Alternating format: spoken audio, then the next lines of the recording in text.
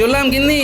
এই যে গোপাল দাদা, এই ভদ্রলোক তোমার বাড়ি খুঁজছিলেন। ইনি তোমার শ্বশুর বাড়ির গ্রাম থেকে আসছেন। এর নাম হই গোপাল দাদা। আপনার নামে একটা পত্র আছে, আপনার শাশুড়ি ঠাকুরেন খবর পাঠিয়েছেন। মা পত্র দিয়েছেন মানে? সব ঠিক আছে তো? মায়ের শরীর টরীর ভালো আছে তো? হ্যাঁ হ্যাঁ হ্যাঁ হ্যাঁ, সবই ঠিক আছে, সবই ভালো আছে।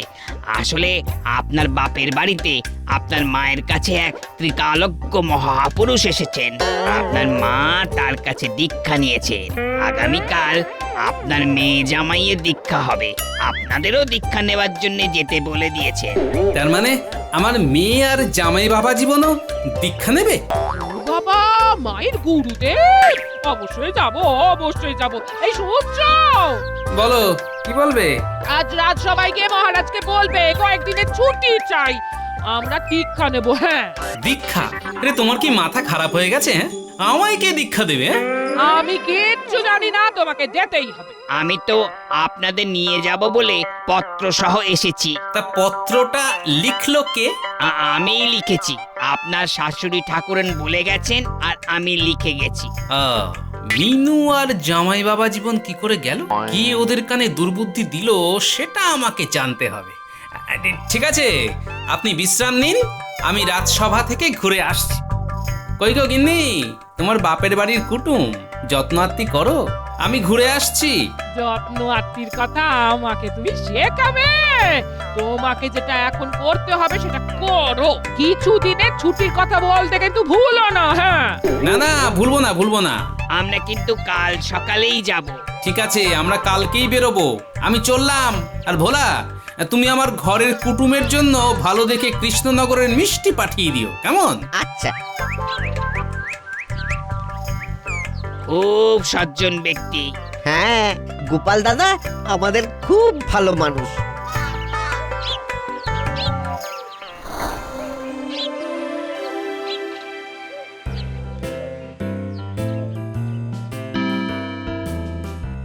কি গোপাল, আজ আসতে এত দেরি হলো?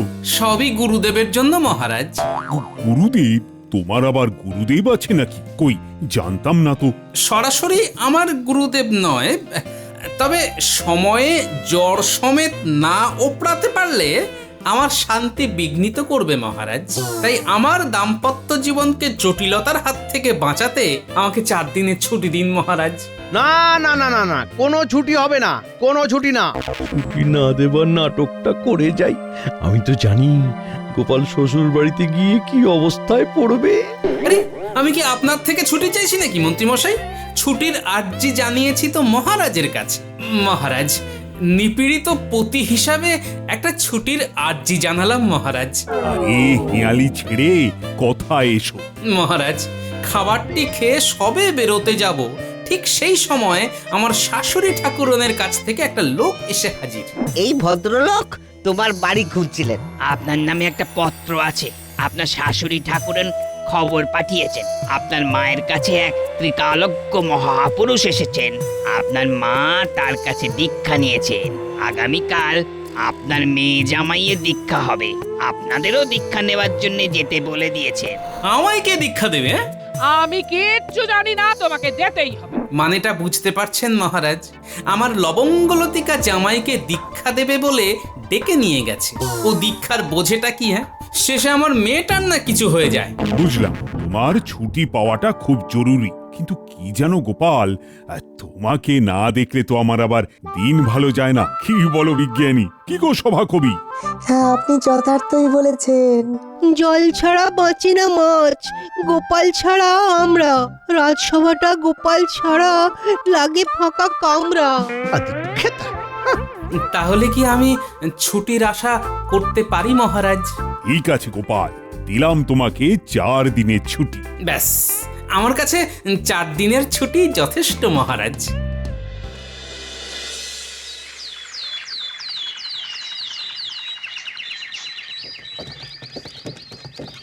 ওই তো গাড়ি এসে গেছে, চলো চলো চলো।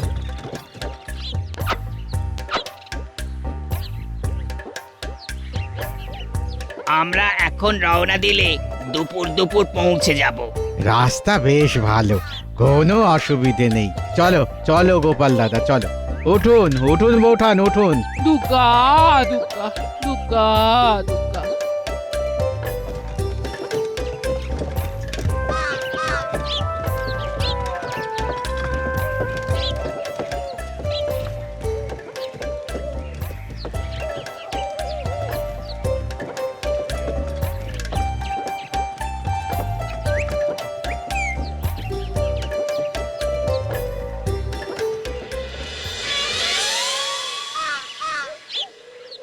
চলে যাবে তোর নাত জামাইয়ের এইরকম হাঁটা এই সব দূর হয়ে যাবে।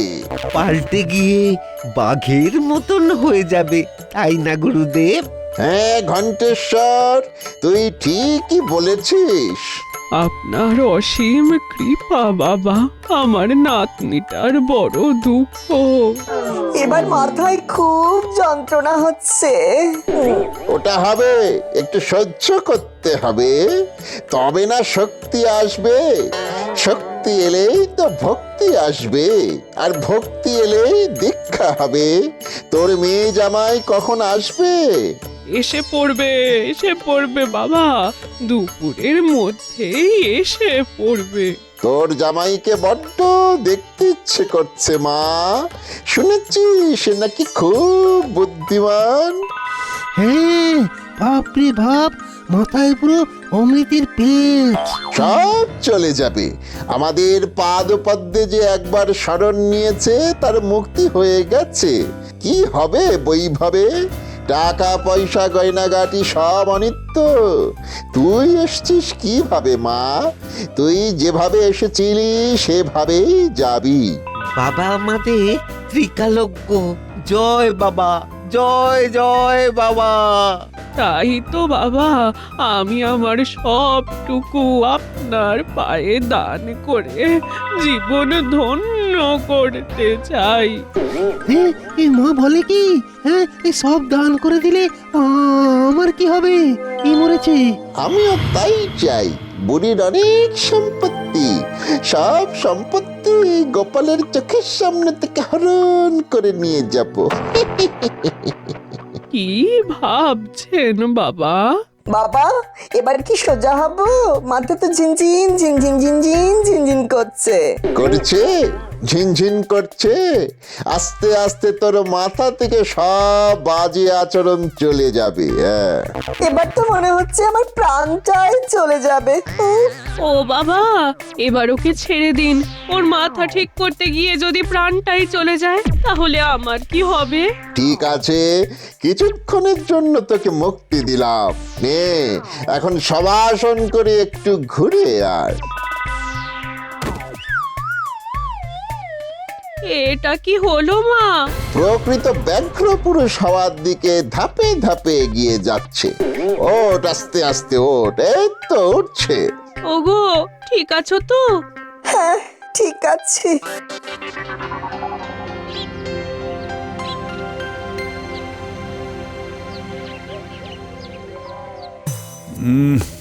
দিনটা কেমন পাংশা লাগছে। বাল থাকলে কেমন জমজমাট থাকে। কি সভা কবি, আমি কি ঠিক বলেছি? বিলক্ষণ বিলক্ষণ, এ অতি সত্য কথা। গোপাল না থাকলে পরে মনে লাগে ব্যথা। গোপাল যে ওখানে কি ফ্যাসাদেই পড়বে সেটা তো আমি জানি। কি মন্ত্রী, কি ভাবছো? কিছু বলা যায় না যে আমরা হয়তো নতুন কোনো গোপালকে দেখতে পাবো। নতুন বলতে? ইয়ে মানে মহারাজ, গুরুর পাদপদ্মে সঁপে যাওয়া একটা মানুষ।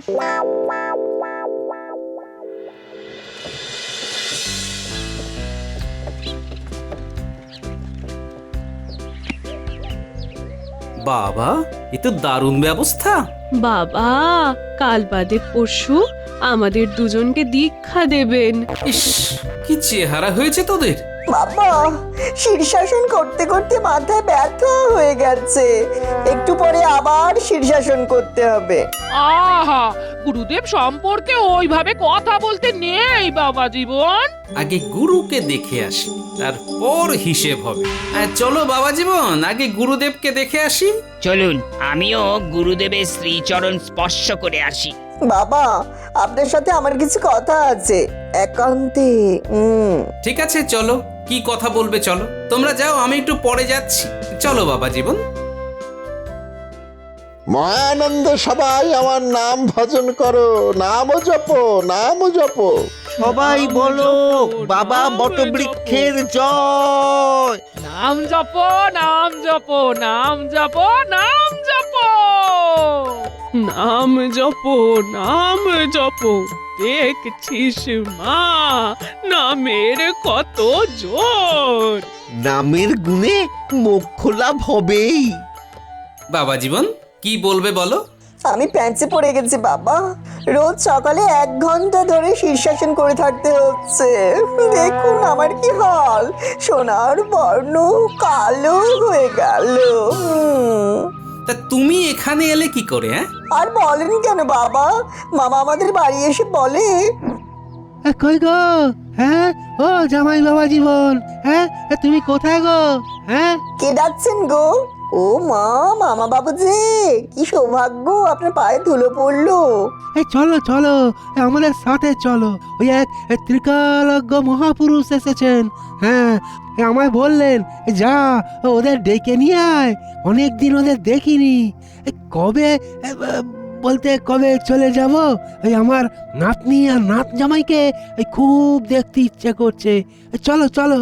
ও মা, তাই আমাদের দেখতে ইচ্ছে করছে। ওগো শুনছো মিনু, একবার তাড়াতাড়ি এসো। আরে আমি না কেমন যেন হয়ে গেছি, আপনাকে বাইরেই দাঁড় করিয়ে রেখেছি। ভেতরে আসুন, ভেতরে আসুন। বুঝলাম, তোমাদের ঘুণাক্ষরেও জানায়নি তো যে তোমাদের দীক্ষা নেবার জন্য ডাকছে। না বাবা, আমি সত্যি বলছি, আমি যদি ওইসব শুনতাম তাহলে কি এখানে আসতাম? ঠিক আছে চলো এখন যাই, দেখি গুরু দক্ষিণা নেবার গুরুটা কে।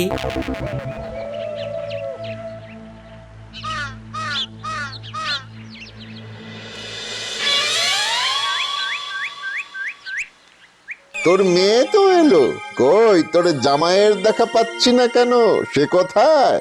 ও এসে গেছে বাবা, জামাইয়ের সাথে বাইরে দাঁড়িয়ে কথা বলছে। ওই তো বলতে বলতে এসে গেছে। হ্যাঁ, বলি কোথায় ছিলে, কোথায়? গুরুদেব কখন থেকে তোমাকে দেখবে বলে বসে আছে, কোথায় ছিলে? আরে আমিও তো ওনাকে দেখবো বলেই বসে আছি। আয় আমার কাছে।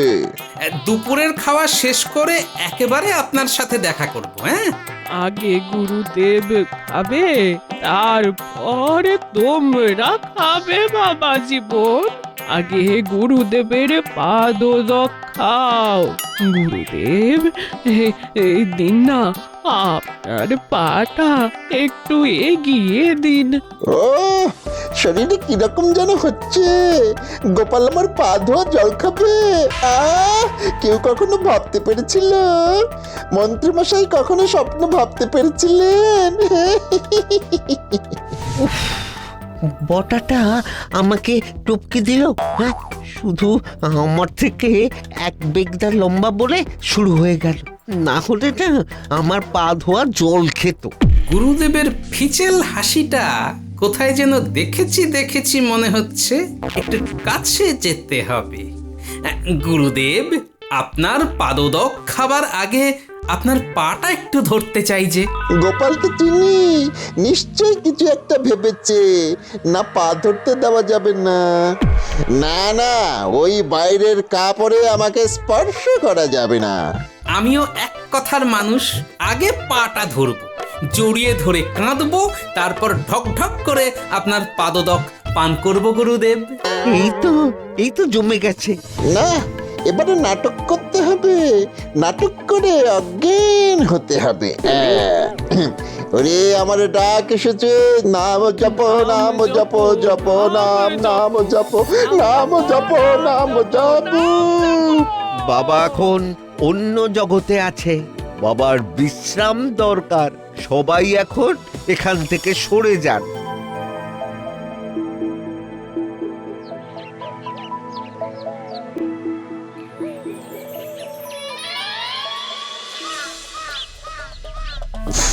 খুব বাঁচা বেঁচে গেছি।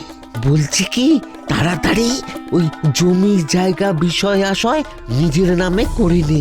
গোপাল এসে গেছে কিন্তু। আচ্ছা আচ্ছা, গোপালকে কেন ডাকতে গেলি বলতো? মন্ত্রীমশাই বলেছিলেন গোপালকে একদম নাকানি চোপানি খাওয়াতে হবে। ওই নাকানি চোবানি খাওয়াতে গিয়ে আমরাই না নাকানি চোবানি খেয়ে যাই। হ্যাঁ, খেয়ে নে, মন দিয়ে খেয়ে নে। গোপালকে সামলানোর দায়িত্ব আমার। তুই দেখ না আমি কি করি। ফিচেল হাসিটা বড্ড চেনা। দেখি তো আড়াল থেকে কিছু শোনা যায় কিনা। আমি একটু পরেই জানিয়ে দেব। কাল সকালে একটা ভালো দিন পাওয়া গেছে। ওই দিনেই গোপাল আর গোপালের বউয়ের দীক্ষাটা করিয়ে নেব। তুই তো আমার প্রাণের বন্ধু বটা, তোকে একটা কথা বলবো। ও বটা ঘটা, তাই বলি ফিচেল হাসিটা হলো বটা। আচ্ছা শোনো বাবা জীবন, তুমি একটু বাজারে যাও। বল। আমারও খুব ইচ্ছা জানিস, আমার পা ধোয়ার জল এই গোপাল খাবে। সেটা কি কোনোভাবে করা যায়? ঠিক আছে, ভাবতে দে, একটু বিশ্রাম নে। ভাবাচ্ছি আমাকে পাদদক খাওয়াবে। হ্যাঁ? দেখাচ্ছি কে কাকে কি খাওয়ায়। বুঝে গেছে তো বাবা জীবন, তোমাকে জানতে বলেছি সেটা তাড়াতাড়ি এনে দাও। যাচ্ছি বাবা।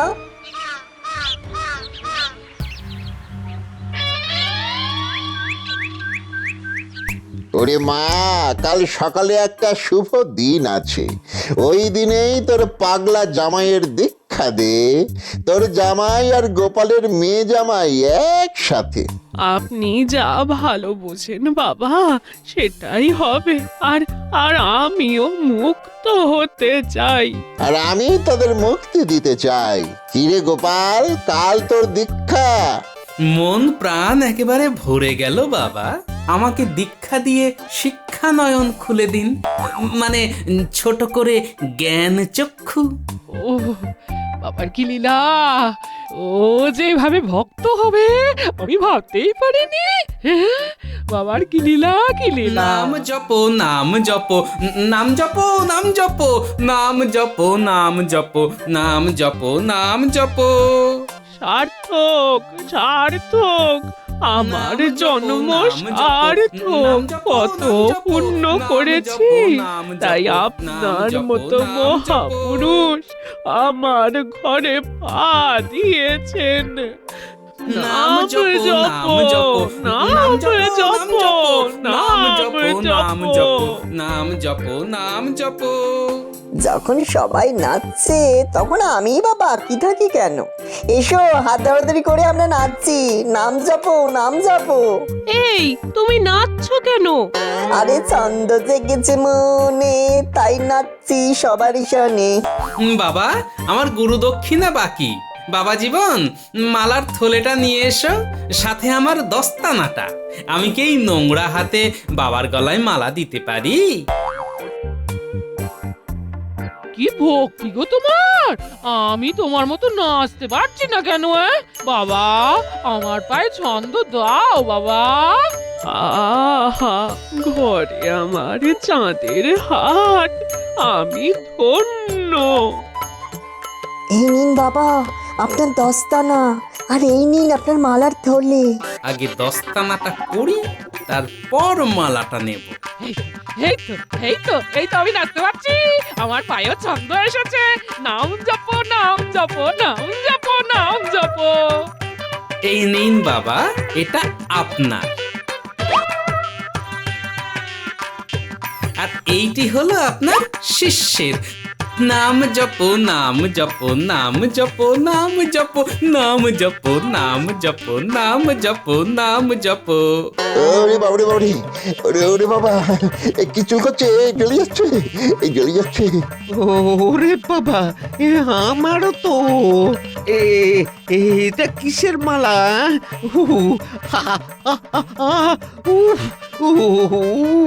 ওরে ওরে বাবা, মালা খুলতে গেলে তো দেখছি দু হাতে চুল করছে। উড়ি উড়ি বাবা, চুল করছে গো, কি চুল করছে, চুল করছে চুল করছে। ওরে বাবা রে, কি মালা নাকি জ্বালা রে! ওরে বাবা রে এ, এটা বিচুটির মালা পরিয়ে দিল বিচুটি, এবার পারবে না করতে কিছুটি। নাচো। আহা বাবাও নাচছে, বাবার চেলাও নাচছে।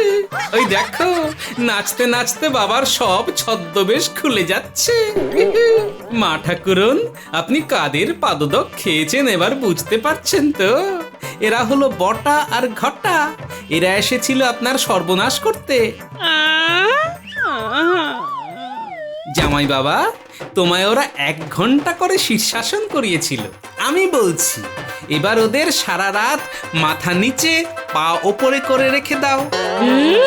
ভাগ্যে তুমি ছিলে, নইলে নইলে এই পাজি দুটো তোমার মাকে সর্বশান্ত করে ছাড়তো।